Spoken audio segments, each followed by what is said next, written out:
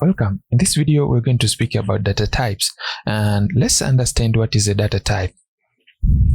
So a data type is a name of category of data values that are all related. So data which are related, for example, we are grouping a category of numbers. So all of these relates to a category of numbers, and there are several categories. For example, we have a category of number, the first one, as we have mentioned before. Also, we have a category of booleans, which represents logical values, for example, true or false.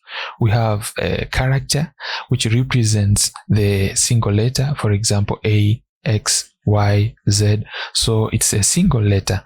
We have a string, which represents a combination of characters, which builds, for example, a sentence or a word.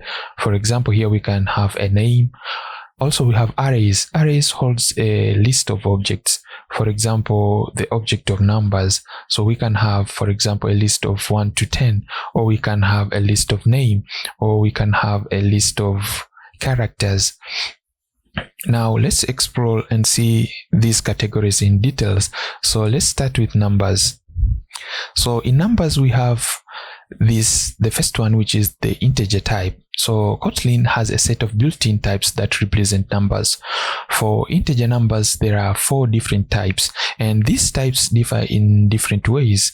You can see here we have the first one, which is a byte, has a size of 8, so it holds a memory of 8 bits, and it has a minimum value of -128 and a maximum value of 127. We have here also short, which is 16, int, which is 32, and long, which is 64. Also, it has their minimum and maximum values.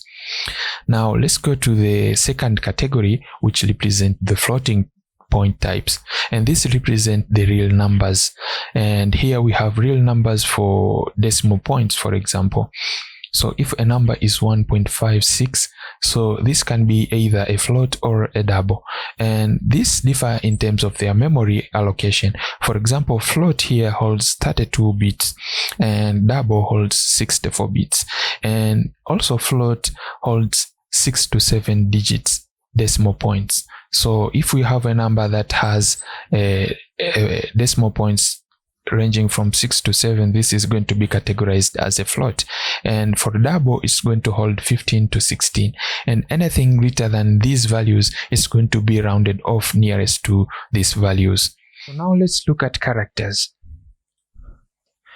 Characters is a data type that holds one character, for example here letter or number, and etc., and it represents a 16-bit Unicode characters. So we can have these Unicode characters. For example, also we can have the escape sequence characters, which we can see later in practice. So characters are represented by the type char. So when you want to declare a variable with a type character, so you're going to use this char keyword in order to denote that you're declaring a variable to be a character.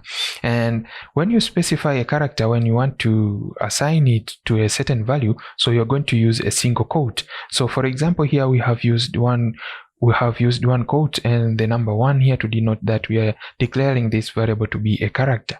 Or for example, here we have used B and we have used a single quote. Let's look at strings. So a string is a sequence of characters, either as a literal constant or some kind of other variable. So strings in Kotlin represented by the type string. So when you declare a variable and show that this is the type string, it's going to be denoted by this keyword. And when you want to assign a value to a string type, you are going to use a single quote. You are going to use double quote.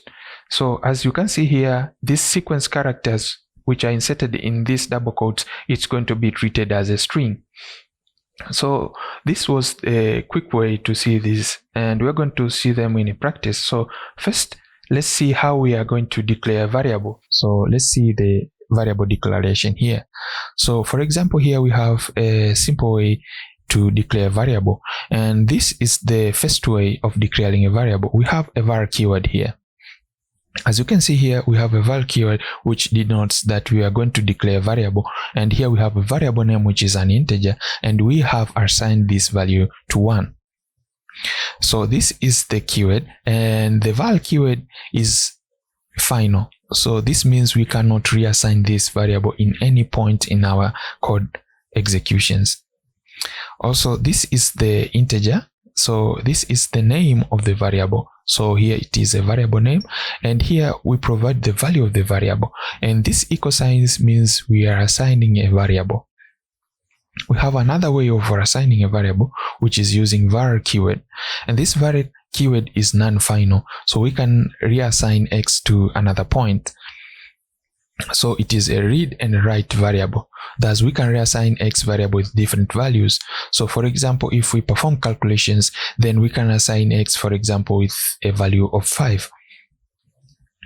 Now, as you can see here, Kotlin performs smartcast. When we say smartcast, we mean that this compiler intelligently specify what data type is. So we are not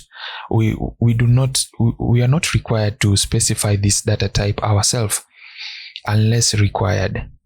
So if, for example, we want to specify a data type, now we can specify this by adding this colon here after a variable name and provide that data type. So let's see an example. For example, we have a val keyword here, and then we have a y variable. Then we use these colons here and specify a data type to this variable. So we explicitly specify and tell the compiler that we want our variable to be a long variable. So now we can navigate to IntelliJ and see how we are going to get these values and how we can declare variables. Thanks for watching.